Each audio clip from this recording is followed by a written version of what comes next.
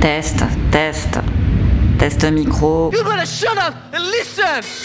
Happy birthday to you. Happy birthday to me. Happy birthday. Et oui, c'est les 2 ans de cette putain d'aventure. 2 ans que je suis partie sur les routes me reconvertir dans le monde des légumes. 2 ans que je rencontre plein de gens complètement fous. Et 2 ans que vous êtes là ou que vous arrivez au fur et à mesure, mais c'est ok. C'est fou quand même tout ça. J'avais donc envie déjà aujourd'hui de vous remercier d'être toujours aussi nombreux et bienveillants et hyper intéressants aussi. J'adore vous lire et vous aussi vous me donnez plein de conseils de vie, donc c'est vraiment chouette. Je sais que la reconversion c'est vraiment un sujet qui vous intéresse et je pense que vous avez plein de questions concernant mon parcours. Je vous emboîte donc le pas en m'auto-posant des questions que je pense vous m'auriez posées si on s'était croisés dans la vraie vie. Vous voyez un peu le délire. Puis comme en ce moment j'ai un peu du mal avec le délire dire des choses mais pas les faire, je vais fabriquer des bombes de graines en même temps parce que le temps c'est important et que du coup les bombes de graines je pourrais les utiliser pour les prochaines vidéos que j'irai faire dehors. Happy, happy, happy, baby, birthday to you. Allez, bon, un peu de sérieux. Et je me suis habillée en blanc, c'est vraiment une bonne idée. J'avais oublié. J'arrive pas à faire 2 choses en même temps. Cette vidéo va être compliquée. Alors, la première question que je me suis imaginé que vous aviez envie de me poser, mais peut-être que vous n'osiez pas me poser, c'est Ophélie, de quoi vis-tu aujourd'hui? Et ben ouais, la reconversion, c'est pas la folie tous les jours d'un point de vue financier. Il faut évidemment assurer ses arrières, comme je vous le disais dans la précédente vidéo que j'avais tournée il y a 1 an. Aujourd'hui, je travaille à mon compte, donc sous le statut auto-entrepreneur, que je ne cautionne pas à 100% non plus. Mais voilà, aujourd'hui, je vis de ma propre activité.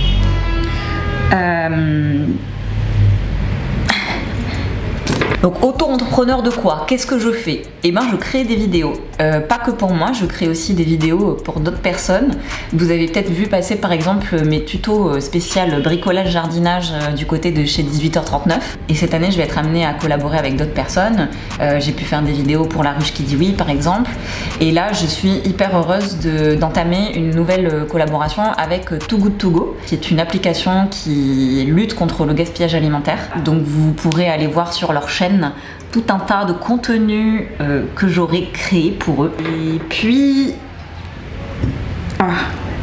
comme vous le savez, je suis à fond sur le thème de la Green Guérilla cette année et je travaille donc en coécriture avec mon acolyte Cookie Calcaire qui est illustrateur. On a de très belles nouvelles à vous annoncer d'ici pas longtemps. Malheureusement je peux pas le faire tout de suite et ça me frustre beaucoup, mais voilà, il y a de très belles choses qui s'annoncent pour ce projet. Et puis en complément des vidéos, je fais aussi régulièrement des animations pour divers publics, parfois des animations de conférences par exemple, de talk,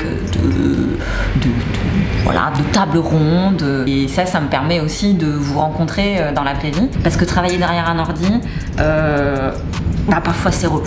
Sinon, si vous vous posiez la question de comment je fais pour vivre dans un appart pareil, et ben c'est la magie de la coloc, hein, voilà. Je m'estime extrêmement chanceuse évidemment d'être ici, mais c'est aussi parce que j'ai un mode de vie assez, on va dire, décroissant entre guillemets. Je suis pas dans la surconsommation excessive et ça me convient très bien. Attention, on passe à la deuxième question où je vais m'auto-troller. Est-ce que ça te fait pas chier de parler d'écologie alors que t'es sur YouTube? Ah bah oui, on se demande bien. Alors oui, évidemment que ça me fait chier en fait d'être sur YouTube. Et j'oscille toujours entre je fais des contenus qui sont stockés sur un serveur qui consomment énormément d'énergie.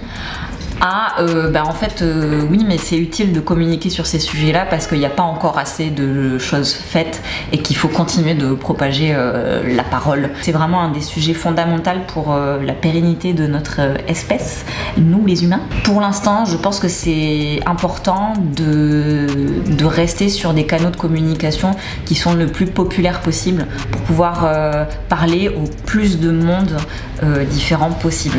Après, je sais très bien qu'avec les algorithmes, la plupart des gens qui me suivent sont intéressés de base par le sujet, mais je me dis que voilà, à l'avenir j'ai envie de continuer les collaborations avec des gens très différents, des artistes, des gens dont c'est pas forcément le métier, les plantes.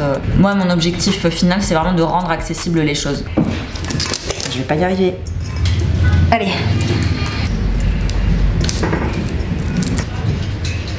Allez, troisième question.